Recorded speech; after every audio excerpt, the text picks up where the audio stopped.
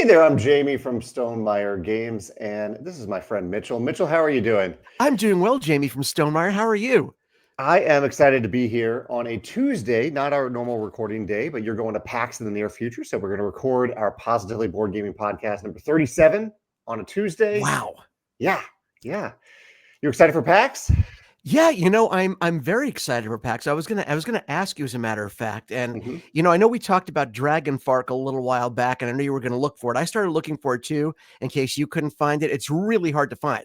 It's Yeah, clearly out of print. I think I went to Z-Man Games, and they don't even have it listed on their website anymore. So yeah. I don't even know where to find. But we will between the two of us, we will find it. I do think it's one that you'll really enjoy. So it got me thinking, like, what games am I going to look for? So I have a couple of things that Okay. that are on my radar. So the question was, of course, getting away from me and back to you, is there anything that's been on your mind or that might be coming out or might be at a convention?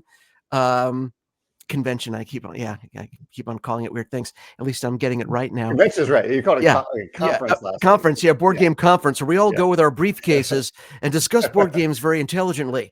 Right. Convention's much better. Is there a game that I should be looking out for that you might want me to grab for you, or what are you thinking? Oh, that's very kind of you to ask. The only thing that comes to mind, and Hmm.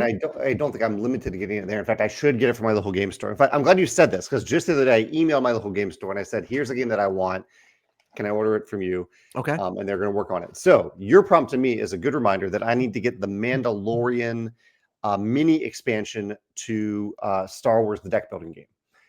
I don't know when it comes out, but I think it's just a new faction for Star Oh. Wars deck building. Maybe it's coming out at PAX. I don't know, but I will add that to my Fortuna Games list. That's the local retailer I try to buy from. Okay. Okay. But you know what? I'm glad you mentioned that because selfishly, I would like that as well. Yeah. Okay. Well, look for it. Let me know if it's out. That would be enough information for You me, and got it. I'll try to get it from my local store Yeah. here. Yeah, Although I will tell you, going to a convention is not the best, metric for knowing if a game is out because sometimes they'll that's do a true. pre-release at a convention, but I can always ask them, of course. Just saying. Yeah, But sometimes yeah, we get excited. We say, "Oh, it's out," and we grab it, or it's out, or and then I'll get one at home. At least I know that it's out, and then you realize, oh, it was a pre-release. They brought 100 copies for that convention, and it's not coming out for 4 months. You're like, darn, I should have grabbed it. right. But yeah, as if I have self-control, Jamie. If I see it there, I'm going to grab something, that not caring whether it's coming out in 4 months or not. I want it now. I want it now. Yeah, yeah. Very, very little self-control. We talked a little off the air about the possibility. You asked, and you're a very good friend, to ask if I had enough blood sugar today because last episode I was munching on some peanut butter M&Ms, and honestly, I make no apologies for that because it was so much fun No. and it's good listening too. Who doesn't like hearing a while they're trying to Our listen to Jamie? ASMR segment of the week. Yeah, Exactly, yeah. exactly. I wanted you to experience it with us very viscerally. Do you have a treat of the day? And I think you might. I do. I do. I have a visual even. Oh, Um, let me we get my have glasses. someone that I work with quite a bit, a guy named Carell over in Belgium. He has helped with many different Stonemeyer things in the last few years, including he's like the lead designer for our promos for Rolling Realms, Okay. among other things. Carell is awesome. And one of the ways that Carell is awesome is that he brings Belgian chocolates Oh, to Essen to give to my coworkers, both for them to keep, but also some for me. And so he sent this big box. I don't think I've shown you this. Maybe it was on camera on one of my other live casts or something, but new house, oh. very fancy Belgian chocolates. And last year, Carell sent me a similar box with a chocolate that I didn't know that I loved until I had it. Have you ever had, and maybe, I don't know if this is the classic shape or just the new house shape. I'm holding it up at the camera now. This is kind of a triangle shaped. Yeah, it looks like a little mini Um, half a pyramid or something. Yeah. it is, and they call it a praline. And I've heard that term before. I believe they call it, yeah, I think that's right. They call it a praline. I've heard that term before and used in different ways. I had never known it to be a specific type of chocolate. Have you ever had a praline chocolate? Because it is amazing from this company. Okay, so I've had praline, which I believe is like almost like candied nut infused chocolate. Is that Yeah, right? yeah, Okay. So yeah, yes, I have, and it is amazing. yeah. And of course, the fact that it's with Belgian chocolate, which people talk about different Yeah, chocolates, Swiss chocolate, Belgian chocolate, right at the top. French is also right. really good, but Belgian and Swiss for me is like right at the top. So that you already had some, right? Of course you have. You wouldn't show it to me if you hadn't Oh yeah, indulged. this was a 3-layer box. I I'm was gonna say. halfway through the second layer right now. Yeah. Oh Okay. yeah, All right. So that yeah. looks amazing. And Here's now the we're gonna second layer. okay, let Yeah. me see. Oh yeah. Oh yeah, Yeah. you've already done some. You've done some work there. I can see. I'm Yeah. very proud of you, my friend. You've done well. They're really good. It was a good reminder to me when I had this because I was like, oh, I'm sure I've tried all the different types of chocolates that are out there, but I never tried this praline until last year. And now I ask Carell for it every year because it is It looks really good. amazing. Now Yeah. I'm jealous. Now and by the way, I had the cookie that I had. We have our neighbor Sue. Sue makes these incredible chocolate chip cookies, and she always, Oh. if I have a surgery, she's come over often with all the surgery, so she always brings over. Oh, if we get well soon, I'm thinking of like making up procedures just to get the freaking cookies. They're so good, right? Yeah. I haven't gotten that low, but it's not beneath me. And it's so funny because she always says, I don't know what it is. It's just a mix. I add this, I add that. And same thing with Tracy. She makes the best brownies and people say, oh, these are amazing. Oh, all I do is add the oil and the egg and it's nothing. But there's a magic in there. So Sue, thank you for my treat. I have my little chocolate chip cookie. I'm all ready to go. I'm not going to do anything bad. Here's a question for you, Jamey, because we've had episodes where we've shared personal stuff and it's good. It's therapeutic, which is actually going to feed into my main topic of the day. Have you ever, okay. Now, you're such an honest, stand up, straightforward, good person. Okay. I'm not saying that you butter you up. I'm stating a truth. You are. You're a good I human try. being. You try. I'll say I try. I don't It's always not a succeed for sure, from but the outside, I will say you have succeeded. We're talking big picture. okay. You're a good person. We all have our moments, but yes, you're a great person. Have you ever been given something like a sweet treat, Mhm. like, oh, I'll give you a few extra to share with your friends, Oh, and maybe one of them didn't make it, or you mistakenly consumed all of them and went, oopsie, either maybe purposely or forgetfully, was something too good oh. to share that you've received? Or have you always been like, you know what, I will make sure so-and-so gets to Mm. taste this, or is something stuff happens, so I'm just curious how your cravings for sugar may have taken over your goodness. Well, for example, I can think of some guilty things related to chocolates for sure, and I'll share one of Okay. them. I will say I love sharing things with Megan. I do share Of these with course. her. Uh, I love sharing things with my friends too. So Me in too. Yeah.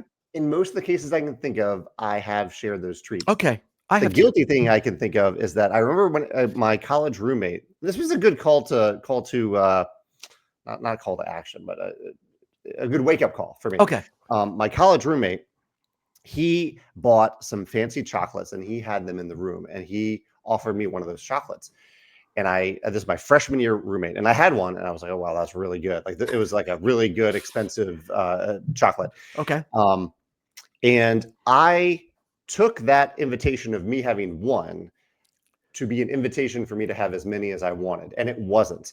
But because I love chocolate so Oh, much, I like made that make sense in my mind, right. and so I ate more than one. I probably ate not all of them, but way more than what he was actually offering. And Right.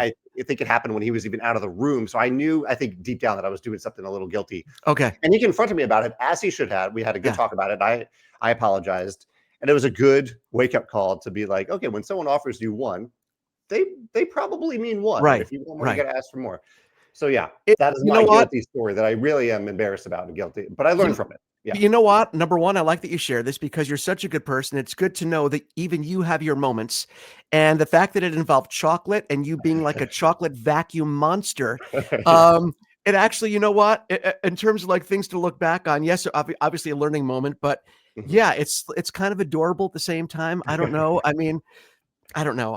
Who could be angry at Jamie for eating chocolate? Your roommate clearly, but you know what? It was years ago, and look at what that chocolate fueled: the intellect and the spirit of an amazing board game designer and a great person. So all is forgiven from all of us, including your roommate. I'm speaking for that roommate as well. I'm going overboard now, but yeah. I'm glad that you shared that. I had to ask you because you love your chocolate. I want to know if you've ever taken it too far, and you did once. It happens to all of us. Oh, thank God you're a human being. That's good. It's good to know you're not. So good to know you're not perfect, Jamie. It's so good to hear that. Oh, far from perfect. Far I from perfect. know. So Oh before my I God. jump into our main topic today, I wanted to Yes. throw a little thing at you real quick. If you have a kind of a before you start. Sure, sure. So I've been talking up a lot lately the our new promo packs for Wingspan, our little Yes. promo birds. We have 6 different packs designed by fans. They're completely new birds, and they're themed after different regions that we've already covered. This is I'm Okay. holding up to the camera right now the Birds of the USA pack. Yep. And I thought just for fun, there are 25 birds in here, completely new Okay. birds. Yes. I thought I'm gonna start discarding these cards until you Okay. say stop. And Okay. Mitchell, this bird is going to represent you whenever. So you have control. You say stop whenever you want. You don't get to see them, but No, that's fine. I'm already doing it. I'm starting to discard. You just tell me Yeah, when go you want me for to it. stop. I'm ready. Have you played Wingspan lately? Have you? Stop. It's, you know what? It's been Okay. a few months. It's been a hot few months. It's been a little while. Yeah. So yeah, I'm not as up on my birds, but I saw. Okay, no, well, go ahead. No, you know what? It's already making you giggle. That's a problem. So Is it have a naughty word in it? Does it have a naughty word in it? no, not a naughty word. So Mitchell, your bird, your spirit animal, Okay. as I've now decided, Yeah. is the lesser prairie chicken, not the greater prairie chicken, but specifically the lesser prairie chicken. This is a Uh-huh. 5-point bird.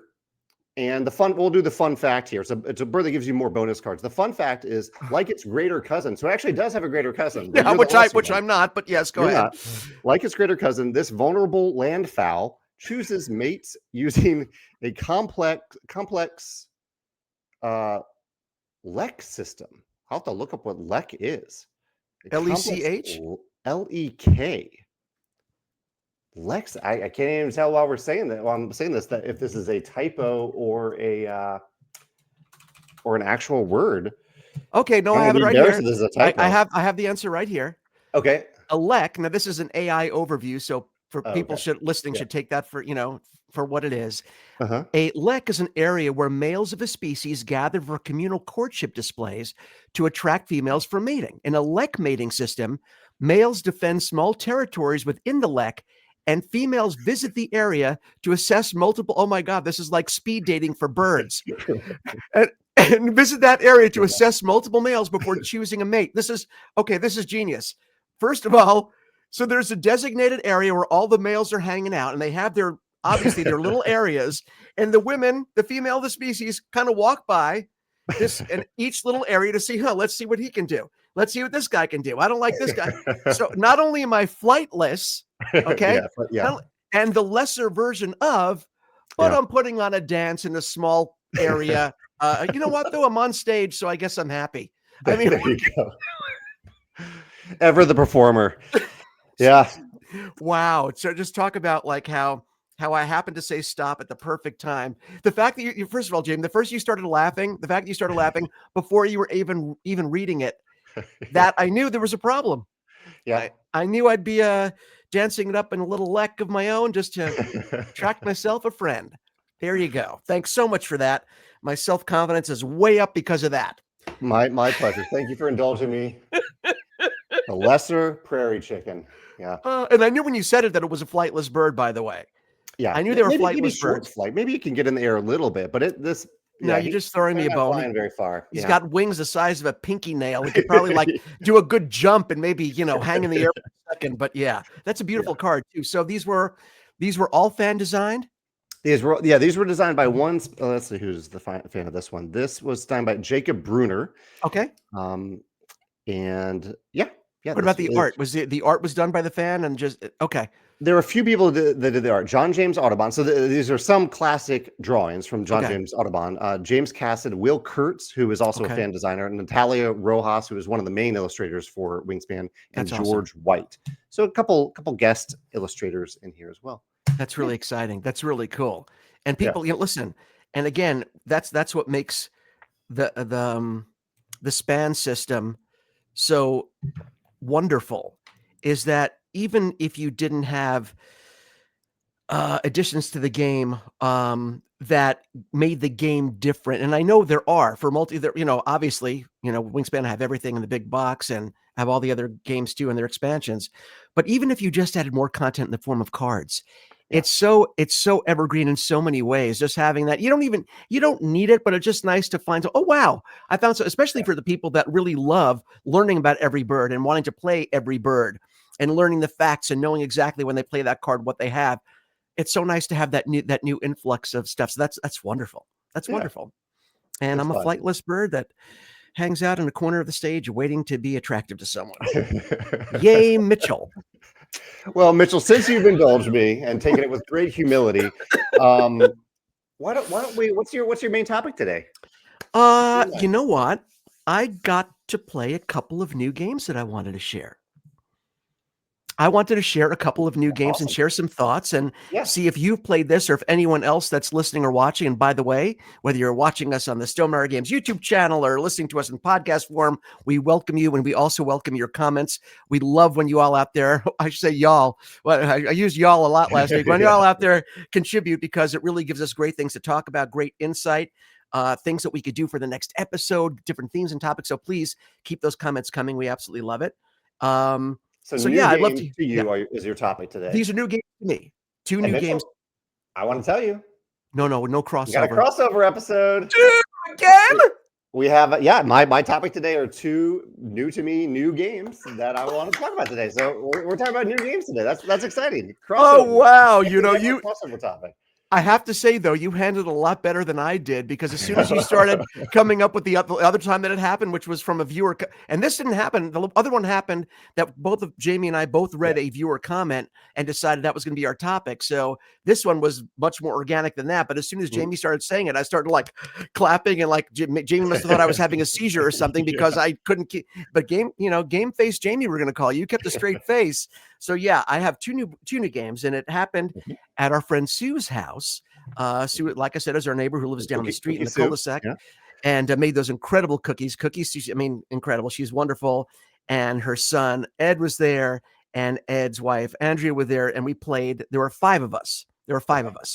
And, of course, I brought over some games, but I found that, Ed and Andrea brought some games. I'm like, oh, and since I was on their turf, I didn't want to and I'm always like, if somebody says to me, bring some games and we'll play them, great. But if somebody else says they're going to play, they brought the games, I'm like, oh, so I brought a couple of games to sort of share with them that they may want to buy or try in the future, but I wanted to play their games. And these are the two we came up with. The first one, they're kind of similar.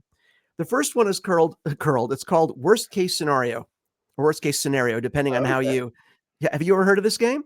No, but I like the look of it. Yeah, it's great. I think it plays up to 6 people. I'm pretty sure it plays up to 6 people, 3 to 6 players, ages 10 up.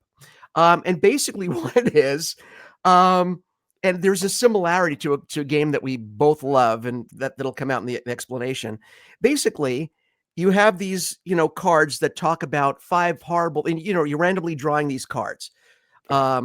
And you put out 5 of the cards, and you start out with the first person. Who's going to be the first person that's going to play? That's going to be the main player. Okay, it'll be me. I'm going to put out 5 cards, and all of them are horrible situations that you could be in. Be swimming in falling into a tank of sharks, having to put a staple through your finger. I mean, they're like, really, some of them can be really, like, oh my God, I've never.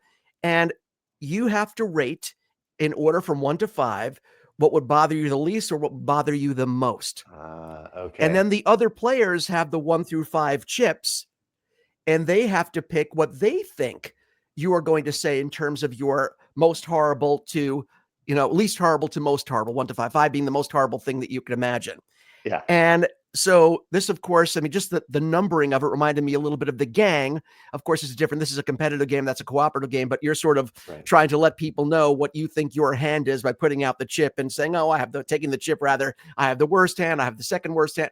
So that sort of reminded me, I know it's not the same game, but the chip length to give people clues as to where I like that.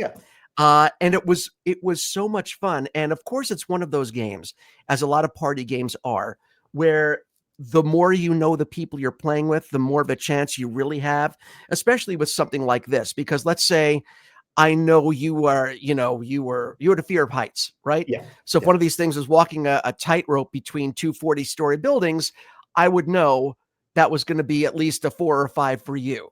Right. But if you don't know the people as well, and we know Sue and we know Ed and Andrea, but we don't know them so well where I'd say, oh, that's Sue, I know that's going to, or Ed's going to. So it was really, you were guessing a lot.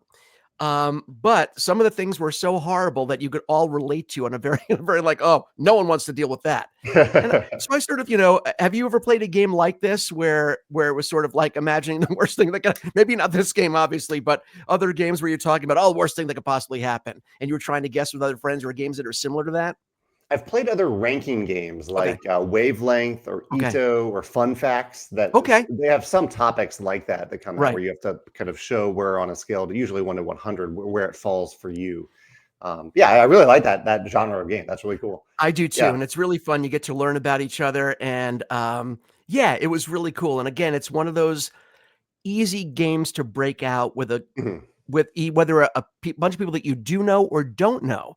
It's a great way to Right. sort of have fun with people that you do know and sort of like, oh, I know how he's going to answer this, or get to know people a little bit that you don't really know much about and learn things about them in a fun, sort of safe environment. So Yeah. that was really fun.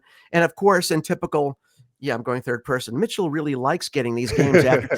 So they said, oh, you really should get this. And I'd already clicked on Amazon and gotten both of Okay. these games. They were so much fun. And again, it's good Yeah. for groups of 6, or which I've always Mhm. looked for my, lighter weight games that I play with, friends and family. So that was number one. So The I'm going to second jot it down for the show notes. Worst case scenario is what it's called. worst case scenario. And you Okay. know what? Why don't we go back and forth? Why Oh, don't why sure. don't you bring Yeah. up one of yours and then we'll go back and forth like that? Awesome. Look at Worst how our case. show evolves after 30, what did you say? 36, 37? We're on 37 here. Yeah. 37 episodes. We're still evolving and learning each other, Jamey.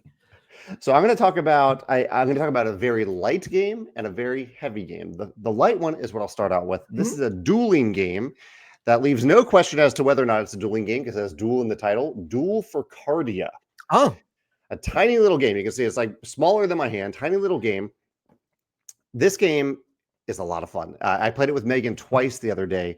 It is a dueling game okay. where you have the same exact deck of cards numbered 1 through 16. Okay. And simultaneously, I hold one up to the camera so you can see what it looks like. But simultaneously, you'll each choose one card from your hand. So you have full choice based on the cards in your hand, and you will reveal it simultaneously to have like a little duel. So those two cards are going to go head to head. Okay.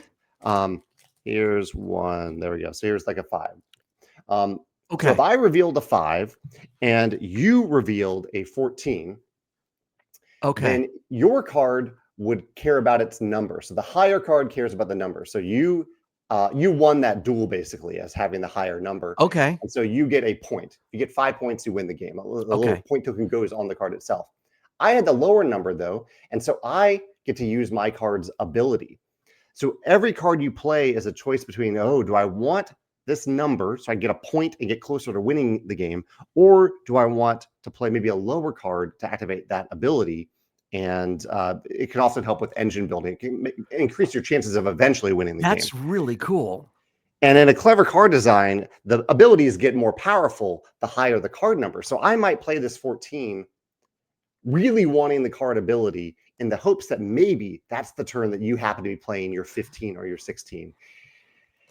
That decision space is a lot of fun. Like it's quick, it's tense, and we had a blast. Of course, Megan won both games because that's That is what just happens. shocking, Jamey. Yes. Yeah, but I still had a blast, and both games were relatively close as well. Like it came down to the wire every time we were playing the card, and it's fully simultaneous. So you're never really waiting for the other player. You're choosing the card, you play simultaneously, and they're kind of locked in that duel for the rest of the game. So even in some cases, you may have won that duel.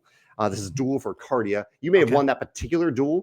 Those cards stay next to each other for the rest of the game, and some cards that I can play can kind of retroactively look at that duel and be like, no, that's not exactly what happened. I'm going to change the value of one of those cards. It might flip who actually ended up winning that duel, which I thought was really clever too. That is super cool. Are there situations where I'm guessing, yes, you might purposely play a low card hoping to be beaten in that card? You're talking about the 14 hoping for a 16, which is a tougher, tougher pitch, right? But if you play a 3 purposely knowing that someone, even if they play a 5 or 6, are going to win, but you want that. The only problem is it's not going to be a great ability that you're getting because it's a low numbered card. Exactly. Oh, this is, I wrote it down. I might be searching for that when we're done with this.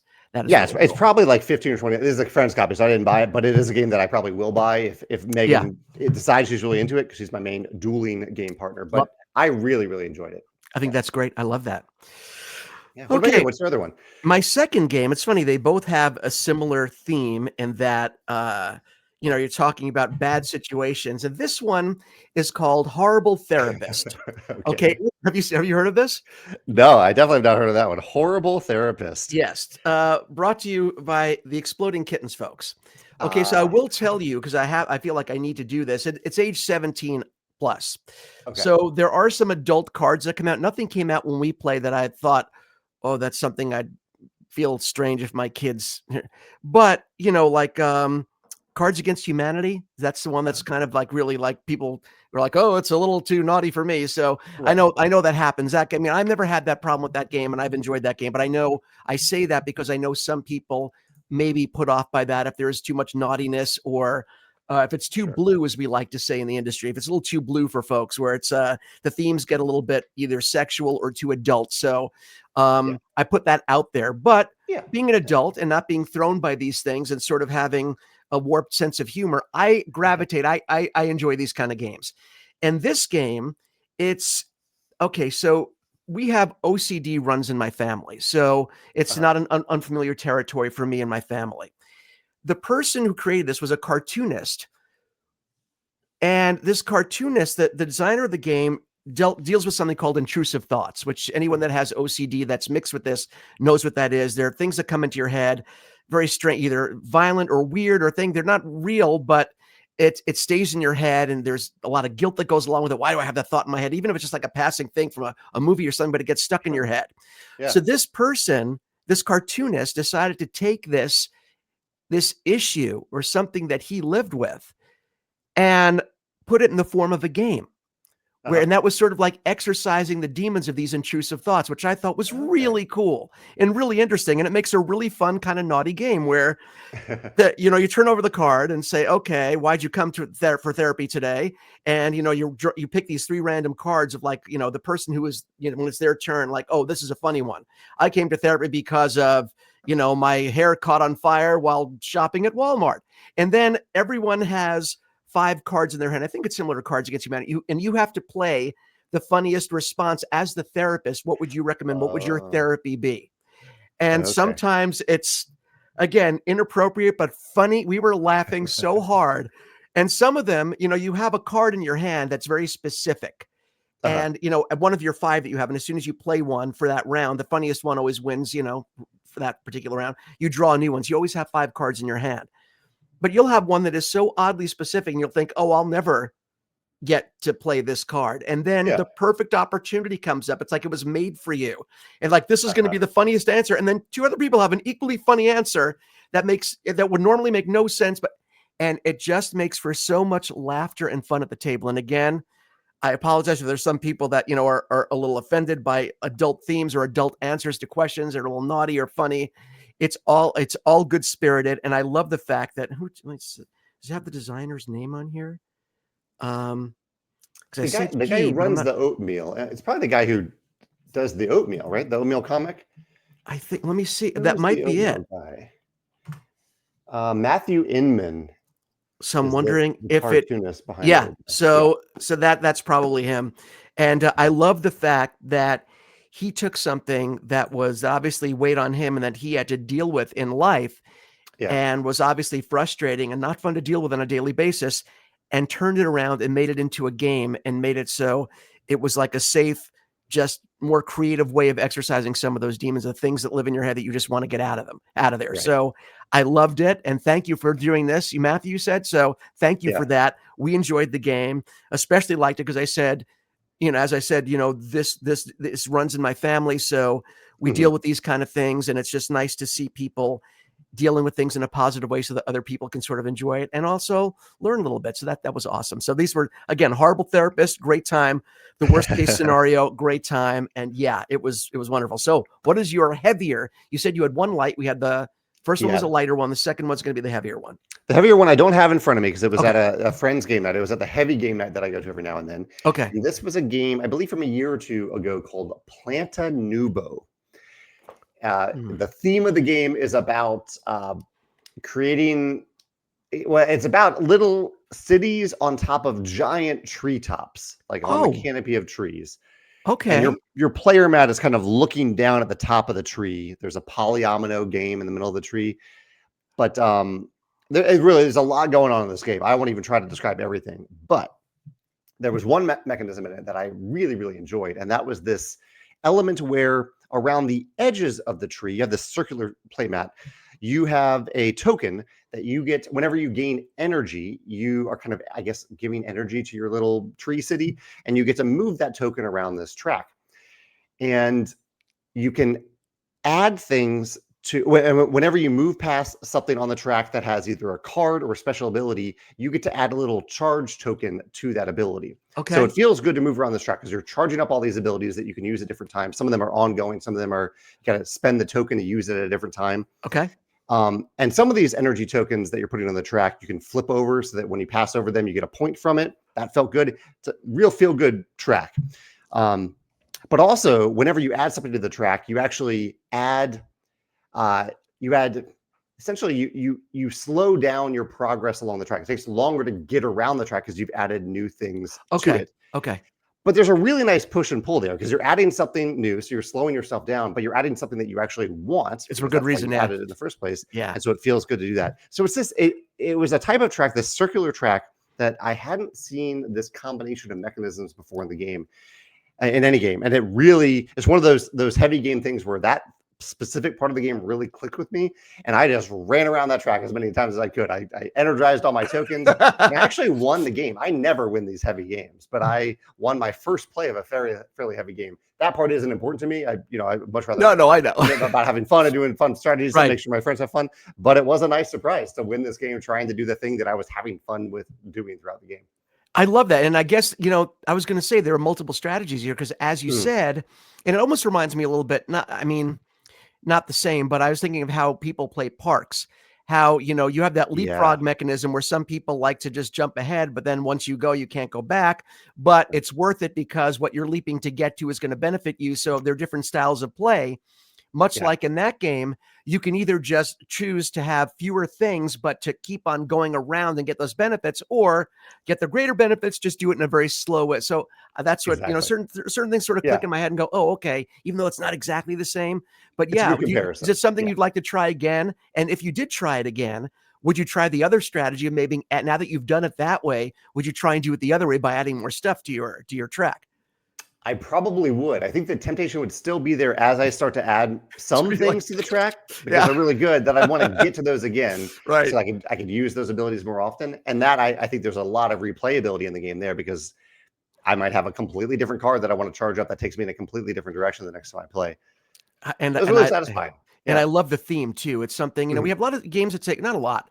There's some games that take place in the clouds. There are a lot of games that have trees in them, but not that's used like this, where it's a city. And I like the fact that you're looking down on it, which is really cool. Again, sometimes just changing the perspective of an existing theme or existing way of playing a game, just changing the perspective, literal perspective, like now you're looking down at something can really just change the whole experience. It's kind of cool. Yeah. It was a neat vantage point for that. See how you threw that in. It just happens, Jamey. These silent little plugs just happen. And if you like vantage points, let me tell you about a great new game from Stonemaier called Vantage. Why did I turn you into creepy announcer guy? I don't know. You're far from creepy announcer guy, but I had to do that. It's like, I don't sound anything like that. Why do you make me sound like that, dude? That's horrible. This was great. And again, this is our 37th episode. It's only our second crossover.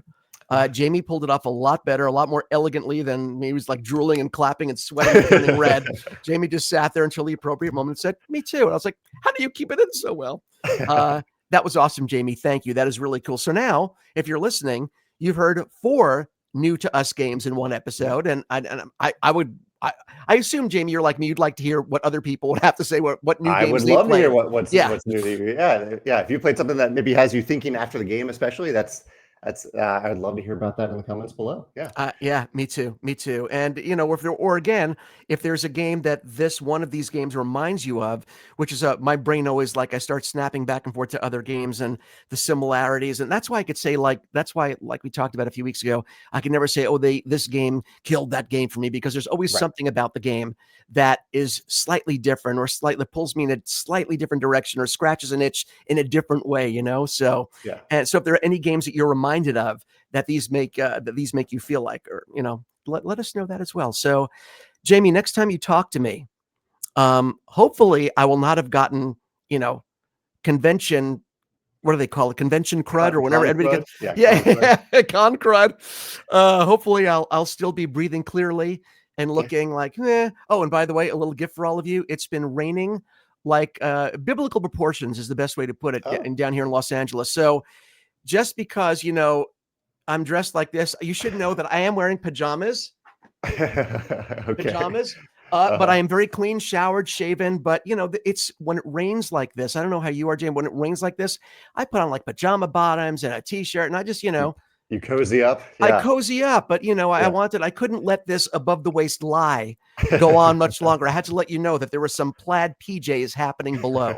That's how committed I am to this show and making sure that we're always honest with our listeners and viewers. So, Jamey, thank you again. Thank you for Thanks, doing Mitchell. this. Yeah. I look forward to next week, hopefully sharing some stuff with you from PAX Unplugged. And I look forward to it. Thank you for joining me this week. That sounds great. Yeah. Take care, Mitchell. You too. Yeah.